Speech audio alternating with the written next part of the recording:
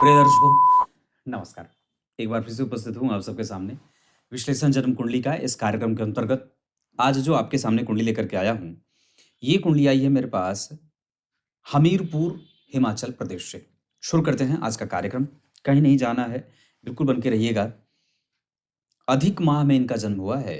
ये सभी माहों में श्रेष्ठ माना जाता है जब उस माह का अधिक मास लग जाए। तो अधिक माह, आश्विन माह में अधिक मास लगा था, उस माह में इनका जन्म हुआ है। दक्षिणायन में जन्म होने से पापक ग्रहों की प्रबलता बढ़ जाती है। इसका अर्थ होगा कि व्यक्ति महत्वाकांक्षी और जबरदस्त तरीके से मेहनत करने वाला होता है। आगे मैं बताऊंगा इस कुंडली की कमजोरी और मजबूती। शरद ऋतु में जन्म होने से व्यक्ति के शरीर में आलस्य का प्रभाव रहता है, लेकिन अपने काम के लिए, किसी दूसरे व्यक्ति के काम के लिए व्यक्ति तुरंत ही तैयार हो जाता है।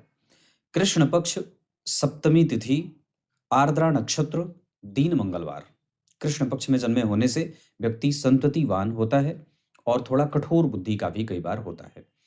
मंगलवार को जन्मे हैं और मंगल देव इस कुंडली के लिए, जो तुला लग्न की बनी है, सप्तम और द्वितीय भाव के अधिपति होकर के, मारक भावों के स्वामी होकर के, मंगल जब राहु और केतु के संपर्क में आएंगे तो सप्तमेश या द्वितीय जब राहु केतु के प्रभाव में आ जाते हैं तो वो अपनी दशा काल में मारने का काम करने लगते हैं। या मंगल में राहु का अंतर या मंगल में केतु का अंतर भाई बहन, माता पिता, पर परिवार, सगे संबंधी, कम्युनिकेशन और जो सकारात्मक भाव होता है उसके प्रभावों को कमजोर करता है। वार के अधिपति जन्म कुंडली के तीसरे भाव में बैठे हैं, गुरु से और चंद्रमा से दृष्ट हैं। तो गुरु चंद्रमा का प्रभाव मंगल पे जब पड़ेगा तो उसके शुभ लक्षणों में वृद्धि भी होगी। इसका अर्थ होगा कि व्यक्ति के दाम्पत्य में और विवाह में लॉन्जिविटी मिलेगी और वो व्यक्ति विवाह को आगे बढ़ाने वाला भी होगा। साथ ही साथ वो मंगल और चंद्रमा जब आमने सामने होंगे तो व्यक्ति को लक्ष्मीवान भी बनाएंगे और व्यक्ति मंगल और गुरु के दृष्टि के कारण लक्ष्मीवान होने के साथ साथ यशस्वी और कम्युनिकेटिव होने के साथ साथ परिस्थिति को समझने वाला और बहुत ही ज़्यादा एक्स्ट्रा कम्युनिकेटिव होता है। मतलब कन्विंसिंग कैपेसिटी उसकी अच्छी होती है। आर्द्रा नक्षत्र जो वस्तुतः राहु का नक्षत्र है, पर इसके स्वामी देवता भगवान शिव हैं। ऐसे लोगों को जिनका जन्म आर्द्रा नक्षत्र में हुआ है, उन्हें प्रदोष का व्रत आवश्यक रूप से करना चाहिए। इसके अतिरिक्त पूर्णिमा का व्रत भी करना चाहिए। शिव जी की पूजा खूब करनी चाहिए। ओम रुद्राय नमः इस मंत्र का जप करना चाहिए और पीपल के वृक्ष की जड़ अपने गले में धारण करनी चाहिए, चांदी के ताबीज में, सोमवार के दिन। इसके साथ साथ जो शैव हैं, जो शिव की पूजा करते हैं, उनके साथ संबंध अच्छा रखना चाहिए, उनका आशीर्वाद लेना चाहिए, रुद्राक्ष धारण करना चाहिए, चंदन का लेप माथे पे लगाना चाहिए हमेशा, और शिव जी को भी सफेद चंदन अर्पित करना चाहिए। आर्द्रा नक्षत्र, परिध योग, शूद्र वर्ण और मनुष्य गण।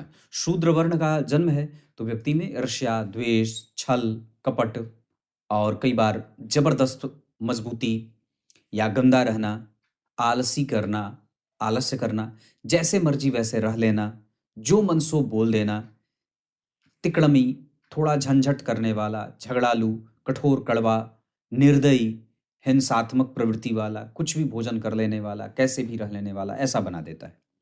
ऐसा नहीं होना चाहिए। शूद्र वर्ण और मनुष्य गण के कारण व्यक्ति में कई बार मनुष्यत्व के गुण देखने को मिलते हैं। ईर्ष्या, द्वेष, छल, कपट, मोह, आलस्य, प्रमाद, है ना, कुंठा, घबराहट, बेचैनी, असंतोष की प्रवृत्ति, ये सारी चीजें रहती हैं। इनको हटा करके जितना ज्यादा हो सके भगवान में प्रीति, ग्रंथों का अध्ययन, नियमित दिनचर्या का पालन, भगवान की प्रीति, भगवान के मंत्रों का स्मरण, हमेशा जप, गुरु दीक्षा से अपने आप को सुशोभित करना, गुरु की दीक्षा प्राप्त करना, गुरु मंत्रों का जप करना, ये सारी चीजें आपकी कुंडली को बल देने वाली होंगी। अगर मोटा मोटी तौर पे मैं आपको एक शब्द में बता दूं तो इस कुंडली में तुला राशि बनी है लग्न में, यहां भी तुला राशि और यहां भी तुला राशि, और सब जगह बुध लग्न में ही बैठे हैं। मतलब इसका अर्थ होगा कि इस कुंडली के लिए बुध देव सबसे ज्यादा बलवान ग्रह के रूप में व्यक्ति को भाग्यशाली और बेहतर बुद्धि का बना रहे हैं। व्यक्ति क्रिएटिव है, शिक्षकीय गुणों से युक्त है, और चंद्रमा जो बने हैं वो गुरु के साथ बने हैं, जरा ध्यान से देखेंगे तो आपकी कुंडली में जो प्रभाव बाकी के अन्य वर्ग चार्ट पे बना हुआ है, उसमें दशम स्थान के अधिपति होकर के चंद्रमा कहाँ बैठे हैं? तृतीय भाव में। यहाँ पे दशम स्थान के अधिपति होकर के चंद्रमा कहाँ बैठे हैं? धन भाव में। यहाँ भी व्यक्ति माता और पिता को धन देने वाला, यहाँ भी दशम स्थान के अधिपति होकर के केंद्र त्रिकोण का योग लगा रहे हैं। यहाँ भी केंद्र के अधिपति होकर के एकादशवें भाव में, मतलब चंद्रमा आपकी कुंडली के लिए अच्छे हैं और शुभग्रह भी बन रहे हैं। कृष्ण पक्ष के सप्तमी तिथि के चंद्रमा शुभग्रह होते हैं। ऐसी अवस्था में व्यक्ति धनवान और सुखी होता है और सरकारी नौकरी से व्यक्ति को लाभ प्राप्त करते देखा जाता है। दशमांशा चक्र में चंद्रमा और राहु का यहाँ बैठना, ये आपके अनियमित दिनचर्या को दिखा रहा है, जबकि यहाँ पे मंगल और शनि का प्रभाव देर से घुमा करके थोड़े पेशेंस लूज होने लगे तब जातक को नौकरी मिलती है। चतुर्थ स्थान के अधिपति जन्म कुंडली में चतुर्थ स्थान को घूम करके देख रहे हैं। इस वजह से व्यक्ति अगर अपने पराक्रम पे सकारात्मक भाव रख रहा है, दृष्टिकोण अच्छी रख के और सकारात्मक दृष्टिकोण के साथ मेहनत करेगा, तो निश्चित रूप से उसको उसका कारोबार उसको सुख देगा। यहाँ पे जो चंद्रमा और राहु एकादशवें भाव में बैठे हैं, ये थोड़े गड़बड़ी पैदा कर रहे हैं, जिसमें व्यक्ति को प्राप्त करने में कभी कभी जीवन में मशक्कत करनी पड़ती है। ये आपका पंचांग था, जिसमें चंद्रमा अच्छे हैं और मनुष्यगण और शूद्र वर्ण है। इस वजह से हमें वहां से अपने आप को उठा करके निरंतर अच्छे लोगों का संग करके, गलत लोगों से मैत्री न करते हुए, अच्छे मित्रों का सुख इस कुंडली में है। आत्मविश्वास मेंटेन करें, आदित्याय नमः का जप करें, सूर्य को अर्घ्य दें, नियमित रूप से पीपल के वृक्ष को परिक्रमा में रखें, उस पर दीप माला बनाएं, दीपों की माला बनाएं।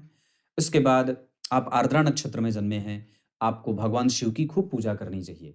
इसके साथ साथ मैंने अभी थोड़े दिन पहले ही शिव पुराण में बात कही थी कि बिल्व पत्र के वृक्ष के चारों तरफ, बेल का जो वृक्ष होता है उसके चारों तरफ दीपों की माला बना देने से व्यक्ति को लक्ष्मी और संतोष की प्राप्ति होती है। रुद्राक्ष गले में धारण करना चाहिए, चांदी के बर्तनों का इस्तेमाल करना चाहिए, ठाकुर जी को चंदन अर्पित करें, गोपी चंदन जो होता है वो सब अर्पित करना चाहिए। कहने का अर्थ है कि सफेद चंदन स्वयं भी धारण करें, रुद्राक्ष स्वयं भी धारण करें, मस्तक पे चुटिया भी आवश्यक रूप से होनी चाहिए। ये तुला राशि की कुंडली है, लग्न में बनी है, चर प्रकृति की कुंडली केंद्र में बन जाती है तो चलायमान व्यक्ति होता है, वो स्थिर नहीं रह पाता है। मिथुन राशि की कुंडली बनी है, जिसमें अगर बात करें तो जो स्थिति बन रही है उसके आधार पर व्यक्ति चर और स्थिर दोनों ही प्रवृत्ति को धारण करने वाला है। लग्न चर प्रकृति का है, लेकिन राशि चर और स्थिर द्विस्वाभाविक राशि या द्विस्वाभाविक प्रकृति वाली राशि बनी है, जिसमें जन्मा जातक न तो चलायमान न तो स्थिर, दोनों के बीच संतुलन बनाने वाला होता है। बुध की दशा व्यक्ति के जीवन में लाभ और भाग्य को देने वाली, गुरु की दशा व्यक्ति के जीवन में उच्च शिक्षा और ऊंचे पदों को देने वाली होती है। चंद्रमा अगर जन्म कुंडली में मिथुन राशि में बैठेंगे तो व्यक्ति को राजकुमार बनाएंगे, अच्छे पदों पर विभूषित करेंगे और क्रिएटिव मानसिकता के साथ साथ व्यक्ति को धर्मज्ञ, सुखी और ज्ञानी भी बनाते हैं। ये आपकी कुंडली का पंचांग है, जिसमें मैंने थोड़ी सी चर्चा की है। यहाँ मिथुन राशि के होने के कारण व्यक्ति दान भी देगा तो अपने पैसों का देगा, वो किसी दूसरे के धन से उसको बहुत ज्यादा इच्छा और आकांक्षा नहीं रहती है।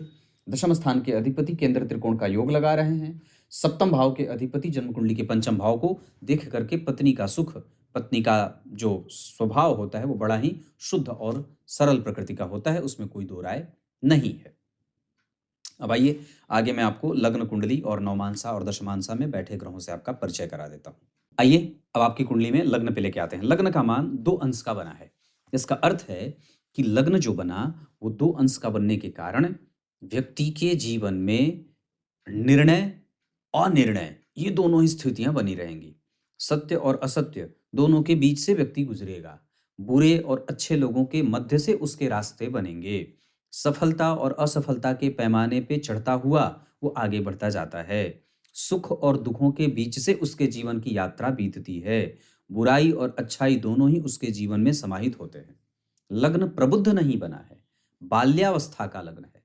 बाल्यावस्था का लग्न ये कहता है कि व्यक्ति को नियमित दिनचर्या का पालन करना चाहिए, अच्छे लोगों से मैत्री करनी चाहिए, नहीं तो उस पे बुरे लोगों के हावी होने का बल भी बढ़ जाता है। निर्णय लेने में मजबूती लेनी चाहिए, बहुत ज्यादा अपने आप को घुमंतु नहीं बनाना चाहिए, स्थिर रहना चाहिए, स्थिर आसन पे बैठना चाहिए, लगातार मेहनत करने की कोशिश करनी चाहिए, नहीं तो ये अस्थिर लग्न माना जाएगा। और प्रबुद्ध लग्न नहीं बनने के कारण व्यक्ति की दिनचर्या, व्यक्ति का स्वभाव, व्यक्ति का आचरण, व्यक्ति का व्यवहार, व्यक्ति की कुशलता, व्यक्ति का जो एक निर्भीकता होती है, वो सब प्रभावित होने लगते हैं। लग्न चित्रा नक्षत्र का बना है, ये प्रायः स्वास्थ्य को भी परेशान करता है। बुध वक्री होके बैठे हैं 2 अंश पे, उनका काफी हद तक जो प्रभाव है वो 12वें भाव की तरफ जाएगा। इस वजह से वहां व्यक्ति कई बार गलत मैत्री में भी जाता है। जुआ, सट्टा, लॉटरी, सिगरेट, तंबाकू, पान, बीड़ी, इस तरीके के गलत आदतों में भी जाता है, जिसके कारण माता और पिता को परेशानी भी होती है।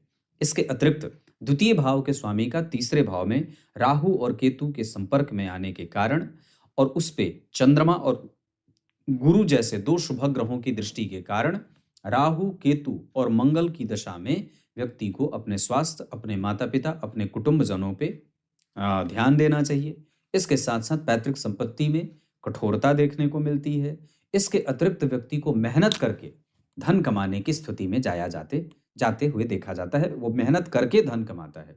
तृतीय भाव के अधिपति अगर जन्म कुंडली में तृतीय भाव को देख रहे हैं तो इसका अर्थ होगा कि व्यक्ति माता पिता, भाई बहन, कम्युनिकेशन और सकारात्मक उपचारों वाला, सकारात्मक भावों वाला और सकारात्मक व्यवहार वाला होता है। छोटे बड़े भाई बहनों से उसके जीवन में थोड़े बहुत मतभेद देखे जाते हैं, हालांकि वो भी एक अच्छी बात है। जहां तक अगर गुरु मंगल की बात है तो उसको वो बल देते हैं, उसमें वो छूटने जैसी स्थिति नहीं देते हैं।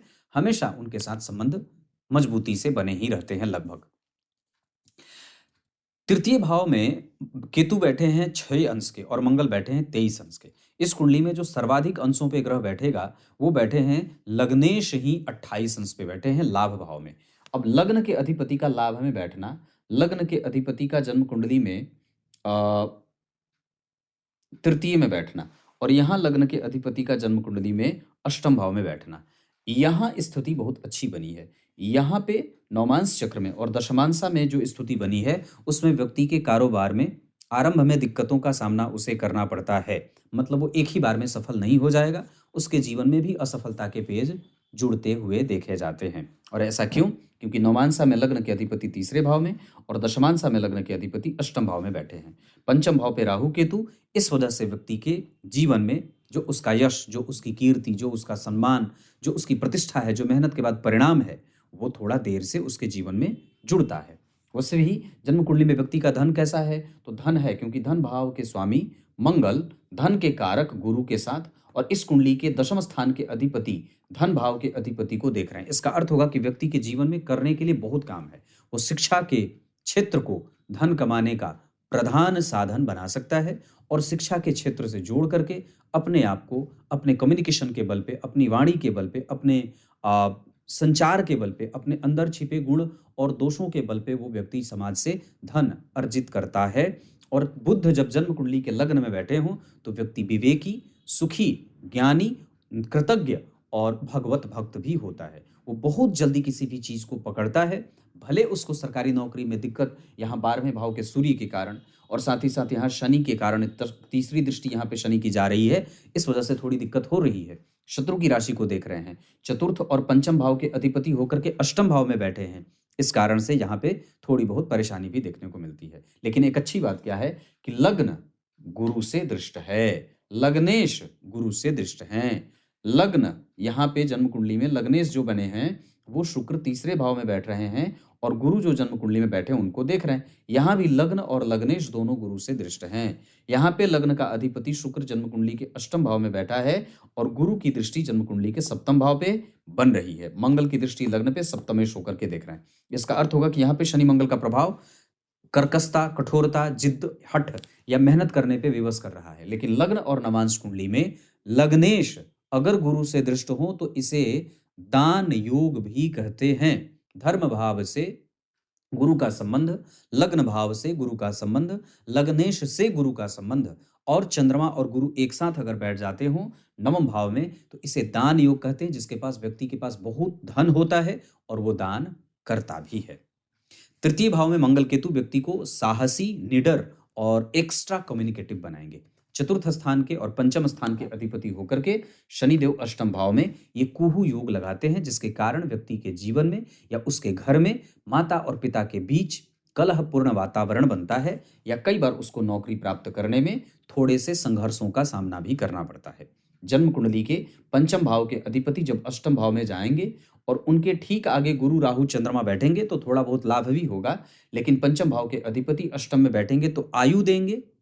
ये शनि होने के कारण आयु देंगे, लेकिन लंबी बीमारी का खतरा भी दे देते हैं। व्यक्ति प्रायः हड्डियों के रोग से, जड़ हड्डियों के जोड़ों पे रोग होता है, दर्द होता है और वात जनित समस्याओं से ग्रसित रहता है।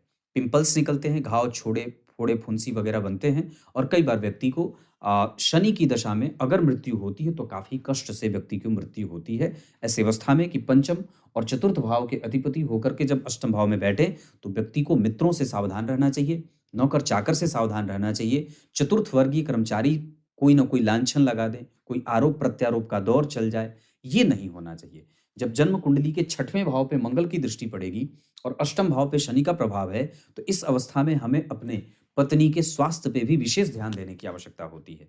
लंबी आयु के साथ लंबी बीमारी ना हो, रक्त जनित बीमारी ना हो, वात जनित बीमारी ना हो, इस तरीके की समस्या नहीं होनी चाहिए। आपके सकारात्मक भावों में कभी भी कमजोरी आपके पतन का कारण बन सकती है। आपकी जीत तभी सुनिश्चित है जब यहाँ गुरु और सूर्य ये बता रहे हैं दशमांसा चक्र में कि आप अपने मेहनत पे विश्वास रखें और सरल हो जाएं, जितना ज्यादा हो सके साष्टांग प्रणाम करें भगवान शिव के पास जाकर के, उनसे भीख मांगे, उनसे ही प्रार्थना करिए। बाकी किसी मनुष्य से आपको कभी भी मांगने की कोई आवश्यकता नहीं पड़ेगी। इस कुंडली का एक्स्ट्रा कम्युनिकेटिव होना, इस कुंडली को अपने मेहनत पे विश्वास रखना और इस कुंडली पे अपने आप को जितना ज्यादा हो सके सरल स्वभाव का बना देना ही इस कुंडली को सिद्ध करेगी। क्योंकि ये तुला लग्न की कुंडली है। तुला लग्न की कुंडली में आप सदैव ही कई बार निर्णय सुना देते हैं और चल देते हैं। आपको कई बार ये फर्क नहीं पड़ता कि चलो सामने वाले पे क्या असर होता है उस निर्णय का। ऐसा नहीं होना चाहिए। तुला का अर्थ होता है बैलेंस करना। ये ऐसी राशि है जो सबको समाहित करके चलने वाली राशि है। यहाँ शनिदेव योग कारक होते हैं। मंगल आपकी कुंडली का पराक्रमेश है या पराक्रम का कारक है। पराक्रमेश गुरु बन जाते हैं। शुभ ग्रह की राशि का तीसरे भाव में और छठवें भाव में बैठना अच्छा नहीं माना जाता है। इस वजह से यहाँ हमें अपने मेहनत पे विश्वास करना है, लगातार मेहनत करना है, नहीं तो प्राप्त करने वाले भाव में देखिए यहाँ पे ग्रहण लगा हुआ है। इस वजह से वो प्राप्त करने में आपको असमंजस भी पैदा कर सकता है। तो ये इतनी सारी चीजें मैंने आपको बता रखी हैं। चौथे और पंचम भाव पे हमारी बात हो रही थी, वहां पे अष्टम भाव में शनिदेव कभी कभी व्यक्ति के शिक्षा में मतभेद भी देते हैं। ये इस वजह से भी होता है क्योंकि चंद्रमा राहु के साथ बैठे हैं और पंचमेश अष्टम भाव में बैठे हैं।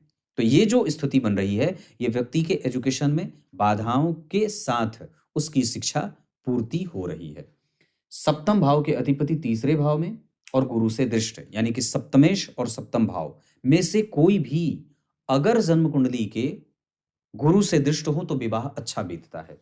पंचम भाव पे शुक्र की दृष्टि, पंचम भाव पे गुरु की दृष्टि, पंचम भाव पे राहु की दृष्टि, तो गुरु शुक्र और राहु के कारण संतति आपसे ज्यादा भाग्यशाली और संतति के आने के बाद व्यक्ति के भाग्य में और भी ज्यादा श्रेष्ठतम परिणाम प्राप्त होते देखे जाते हैं।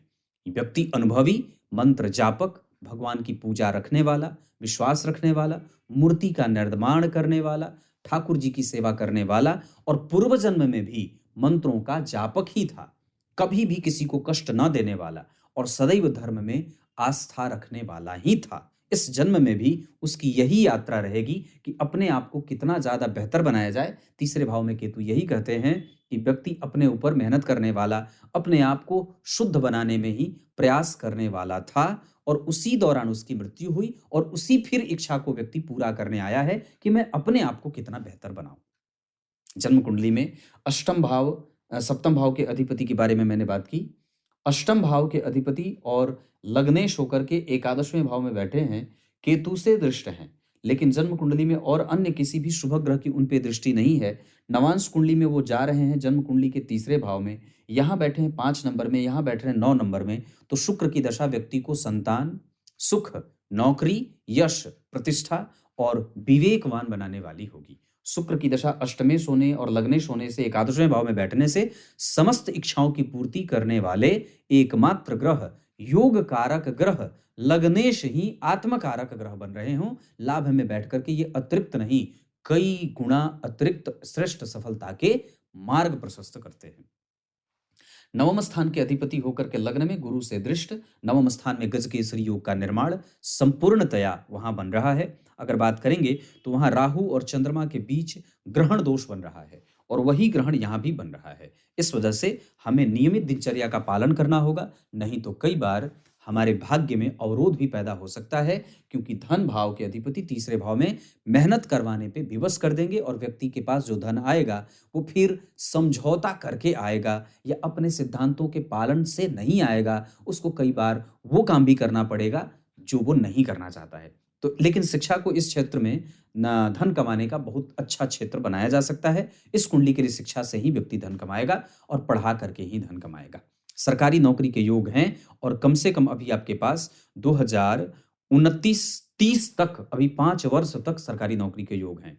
अभी चुपचाप अपने माता और पिता से समय लीजिए, उनसे कहिए कि मुझे समय दीजिए और उसके बाद लगातार पढ़ने की कोशिश करिए। आपको झट से नौकरी 2025 के अक्टूबर से योग बन रहा है। अभी मेहनत करने और अनुभव प्राप्त करने का समय चल रहा है। अब बात करते हैं जन्म कुंडली के नवम दशम भाव पे। नवम पे मैंने चर्चा की। नवमेश और नवम भाव अगर गुरु या चंद्रमा से आच्छादित हो तो इसे दान योग कहते हैं, जो बड़ा ही स्पष्ट और दानशील बनाता है। इसमें भाग्य योग भी बन जाता है। भाग्य भाव से अगर गुरु का संबंध हो, जन्म कुंडली का भाग्येश ही अगर या जन्म कुंडली का भाग्य भाव सबसे बलवान हो तो व्यक्ति को संतान, धर्म, आध्यात्म, पूजा, भाग्य, नौकरी, श्रेष्ठता, प्रमोशन, सरकारी नौकरी के साथ माता पिता का सुख, उनके साथ बड़ा अच्छा संबंध, सामाजिकता और व्यक्ति का प्रभाव मजबूत बन जाता है। दशम स्थान के अधिपति नवम पंचम का संबंध या केंद्र त्रिकोण का योग बनाते हो तो ये बहुत उत्तम माना जाता है। दशम के अधिपति गुरु के साथ बैठे, व्यक्ति प्रशासनिक सेवाओं या प्रशासनिक सेवाओं के लेवल की नौकरी में जाता है, अच्छे पदों पर विभूषित होता है। एकादशवें भाव के अधिपति जन्म कुंडली में सूर्य हैं, 12वें भाव में बैठे हैं। इस कुंडली में अगर सबसे ग्रह जो कोई कमजोर बैठा है तो वो सूर्य ही बैठे हैं। सबसे जो मजबूत बैठे हैं वो बुध बैठे हैं। दूसरे नंबर पे जो ग्रह अच्छा बैठा है वो गुरु और चंद्रमा बैठे हैं। चंद्रमा और राहु के ग्रहण के कारण व्यक्ति के भाग्य में संघर्ष हो रहा है। इसी वजह से मैंने कहा था शिव जी की भरपूर पूजा करिए। यहाँ भी तुला राशि वर्गोत्तम लग्न की कुंडली के कारण सफलता के पैमाने बहुत ही मजबूती से सिद्ध होंगे और इसमें कोई दो राय नहीं है कि व्यक्ति ज्ञानी है, क्योंकि बुध विशाखा नक्षत्र में बैठे हैं, मंगल अनुराधा नक्षत्र में नवमांश चक्र में राहु और ज्येष्ठा नक्षत्र में बैठ रहे हैं। मंगल धन भाव के अधिपति होकर के धन भाव में नवमांशा में जा रहे हैं। इस वजह से व्यक्ति के पास विवाह के बाद धन भी आएगा और उसका धन बचेगा भी। द्वितीय भाव से मंगल का संबंध व्यक्ति को धन बचाने वाला बना देता है। नवमांश कुंडली के तीसरे भाव में शुक्र और चंद्रमा शुभ ग्रह की राशि, विवाह टूटता नहीं है और एक अच्छा खासा दृष्टिकोण विवाह को बचाने के लिए या विवाह को आगे बढ़ाने के लिए देता है, जहां शुक्र और चंद्रमा की दशा में विवाह में उत्तरोत्तर वृद्धि और परस्पर दाम्पत्य में प्रेम बना रहता है। नवमांसा कुंडली के चतुर्थ भाव पे सूर्य और शनि का प्रभाव है और ये दोनों ही ग्रह जन्म कुंडली के चतुर्थ भाव को देख रहे हैं। इस वजह से प्रेम विवाह के भी अवसर प्रस्तुत होते हैं। हालांकि गुरु सप्तम भाव में बैठ करके और जन्म कुंडली के पंचमें शत्रु के घर में राहु से दृष्ट, तो काफी हद तक उसमें प्रेम विवाह के अवसर देखने को मिल रहे हैं, लेकिन कुंडली फिर भी मिला लेने से ज्यादा सहूलियत होगी। चतुर्थ भाव पे शनि और सूर्य का प्रभाव व्यक्ति के दाम्पत्य को नौकरी करने वाला और एक सामाजिक आस्था रखने वाला, समाज में जो एक आस्था व्यक्ति की होती है, समाज को लेकर के चलना, समाज की चिंता करना, हित चिंतक होना, ये सारी स्थितियां स्पाउस की भी कुंडली में देखने को मिल रही हैं। जो जातिका हो, अगर वो धनु राशि धनु लग्न की हो, मीन राशि मीन लग्न की हो, सिंह राशि सिंह लग्न की हो या कुंभ राशि कुंभ लग्न की हो, तो जातक का विवाह बहुत उत्तम बीतेगा। विवाह की दिशा पश्चिम हो तो बहुत अच्छा है। मीन, मेष, वृष, मिथुन दक्षिण दिशा के मकान में भी अगर व्यक्ति रहना चाहे तो रह सकता है, या दक्षिणी फ्रंट पे जिस मकान का दरवाजा खुलता हो उस मकान में भी व्यक्ति रह सकता है। मित्रता कुंभ और मिथुन वालों से बहुत अच्छी रहेगी। धन कमाने के लिए व्यक्ति उत्तर दिशा की तरफ अगर जाना चाहे तो जा सकता है। लग्न कुंडली के लग्नेश ही आत्मकारक ग्रह बन रहे हैं और वो हर जगह आपकी कुंडली में अच्छे बैठे हैं। लग्न के अधिपति अगर लाभ भाव में बैठे हैं तो ये अतिरिक्त सफलता, श्रेष्ठ धन, मजबूत इच्छा शक्ति, महत्वाकांक्षी और गंभीर संस्थाओं का मालिक बना देने वाले बना देते हैं। नवमांश कुंडली में एक अच्छी बात क्या बनी है कि लग्न कुंडली में पंचम भाव के अधिपति अष्टम में बैठे थे, पर मित्रस्थ होकर के बैठे थे, लेकिन तात्कालिक मैत्री में भी थे। लेकिन यहाँ पे पंचम भाव के अधिपति दशम स्थान में बैठे हैं, तो ये कारोबार में श्रेष्ठता सिद्ध करते हैं, क्योंकि ये अच्छी बात हो जाती है कि पंचम भाव के अधिपति दशम में बैठे हों और खास करके लाभेश के साथ, तो व्यक्ति के जीवन में अतिरिक्त लाभ मिलता है। वो कई जगह से ट्यूशन पढ़ा करके, कोचिंग पढ़ा करके, ऑनलाइन स्टडी करा करके, क्योंकि मंगल और केतु यहाँ बैठे हैं, तीसरे भाव का स्वामी तीसरे भाव को देख रहा है, तो व्यक्ति चाहे तो ऑनलाइन स्टडी करा करके भी बहुत अच्छा शिक्षक और बहुत श्रेष्ठ शिक्षक बन सकता है। इसके अतिरिक्त नवांश कुंडली के पंचमेश दशम में, ये बहुत बढ़िया।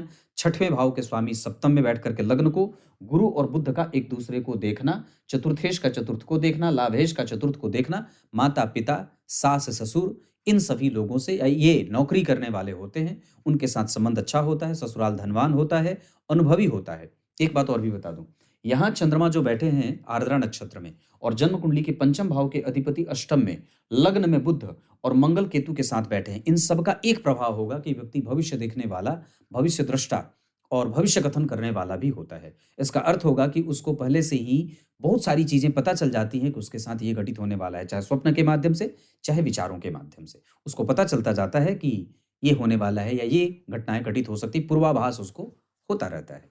अष्टम भाव के शनि व्यक्ति को ज्योतिष में, धर्म में, आध्यात्म में, पुराणों में और स्मशान घाटों में जो बहुत सारी छुपी हुई बातें जो होती हैं उनको खोजने में लगा रहता है। काफी सतही नहीं होता, काफी गूढ़ और रहस्यमयी चीजों को समझने में उसकी मति बुद्धि बड़ी काम करने वाली होती है। अब यहां से बढ़कर के मैं आपको नवांश कुंडली के सप्तमेश और सप्तम भाव पे अगर चर्चा कर दूं, तो सप्तम भाव के अधिपति द्वितीय भाव में स्वग्रही हैं और कम से कम गुरु यहाँ देख रहे हैं, बैठे हैं, तो ये अच्छी बात होती है। पत्नी भी नौकरी करने वाली हो जाती है, उनका भी दर्शन अच्छा होता है और काफी वो साहसी और श्रेष्ठ विचारों वाली, अनुशासित होती है। इसमें कोई दो राय नहीं है कि नवांश कुंडली के सप्तम भाव पे चर प्रकृति की राशि बनी है। ऐसी अवस्था उस जातिका को दैवीय गुणों से युक्त या धार्मिक प्रभावों से युक्त रखने वाला या होने वाला बना देता है। दशमांसा चक्र की अगर बात करेंगे, तो जो दशमांसा चक्र की स्थिति बनी है उसके आधार पर व्यक्ति तुला लग्न का बना है दशमांसा चक्र, वहां के दशम स्थान पे पंचम भाव के अधिपति का बैठना, लग्नेश का जन्म कुंडली के अष्टम भाव में बैठना थोड़ी सी कमजोरी दे रहा है, जिसका अर्थ होगा कि व्यक्ति आरंभ में थोड़ी बहुत या 1-2-3 बार असफल होने के बाद सफलता के रास्ते पे जाता है। ये इतनी कुंडली है। नक्षत्र के आधार पे आर्द्रा नक्षत्र में दान करना बहुत आवश्यक होगा। मृगशीरा, पुनर्वसु, रोहिणी, उत्तरा भाद्रपद, उत्तरा फाल्गुन, उत्तराषाढ़, हस्त, ये नक्षत्र किसी भी काम को करने के लिए बहुत अच्छे रहेंगे।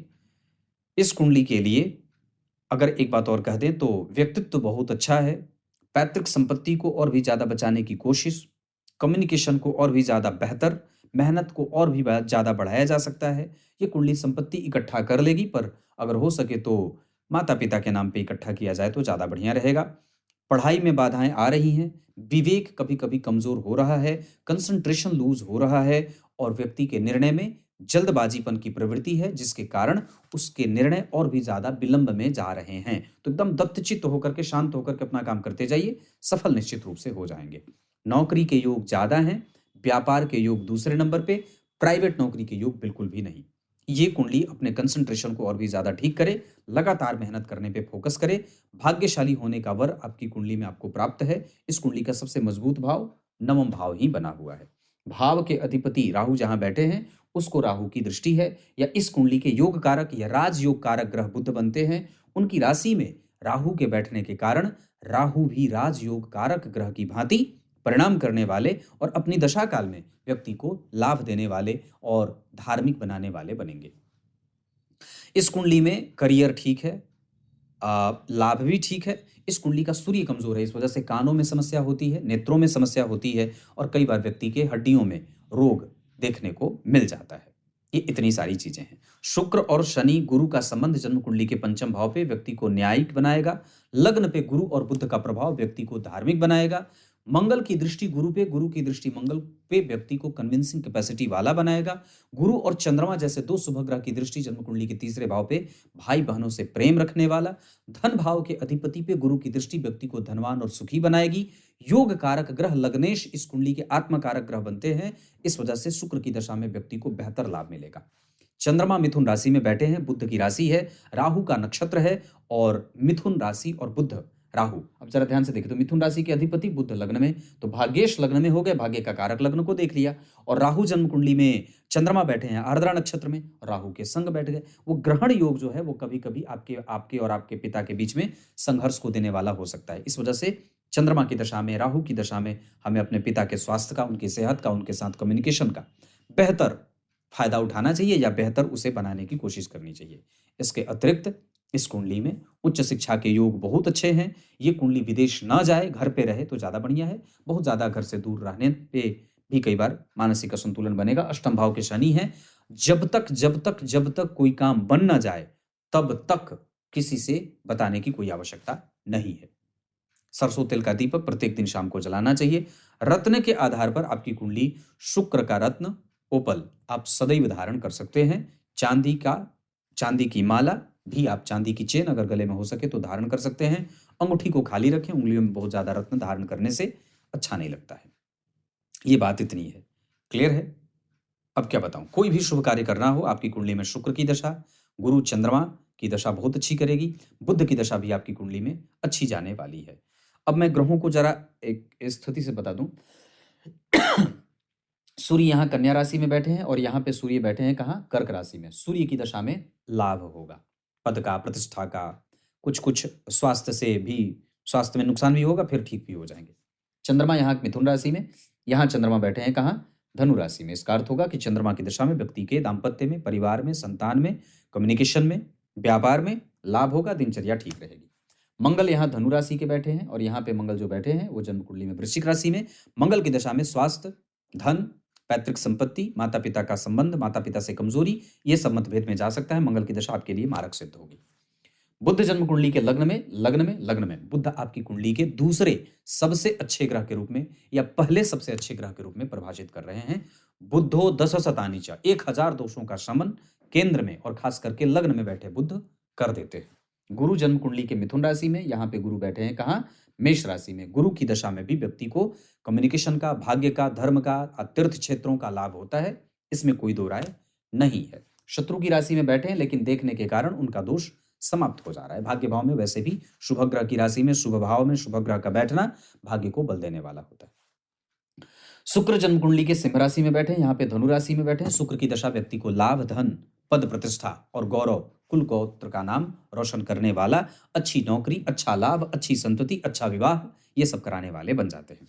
शनिदेव जन्म कुंडली के अष्टम भाव में वृष राशि में बैठे हैं, यहाँ पे कर्क राशि में बैठे हैं। कुछ हद तक लाभ इनकी दशा में भी मिलेगा, लेकिन अष्टम भाव में बैठने के कारण आपको स्वास्थ्य की, दिनचर्या की, इन सभी चीजों का विशेष ध्यान रखना पड़ता है। हालांकि शनि इस कुंडली के लिए अष्टम भाव में बैठ करके कभी भी दोषयुक्त नहीं होंगे, लेकिन फिर भी भाव है, थोड़ा बहुत परेशान तो करता ही है। राहु जन्म कुंडली में बहुत अच्छा बैठे हैं, उसमें कोई दो राय नहीं है कि आपकी कुंडली के राहु अच्छे बैठे हैं और घबराने जैसी कोई बात नहीं है। जब कभी भी अमावस्या लगे तो व्यक्ति को दान करना चाहिए। जब कभी भी संक्रांति का काल हो तो व्यक्ति को दान आवश्यक रूप से करना चाहिए। गंगा जल का सेवन नित्य प्रति करना चाहिए। गंगा गंगा गंगा, इस गंगा मैया के नाम का स्मरण करना चाहिए। जितना ज्यादा हो सके अपने आप को पशुओं के करीब रखिए, जैसे गाय हो जाए, तोता हो जाए, चिड़िया, पंछी, इन लोगों को दान देना, इन लोगों के निमित्त कुछ भोजन देना, इन लोगों के सेवा शुश्रूषा पे खर्च करना चाहिए। क्लियर है। एक तांबे का नाग शिव जी के मंदिर में दान कर दीजिएगा चढ़ा करके। तब तक के लिए बहुत बहुत नमस्कार।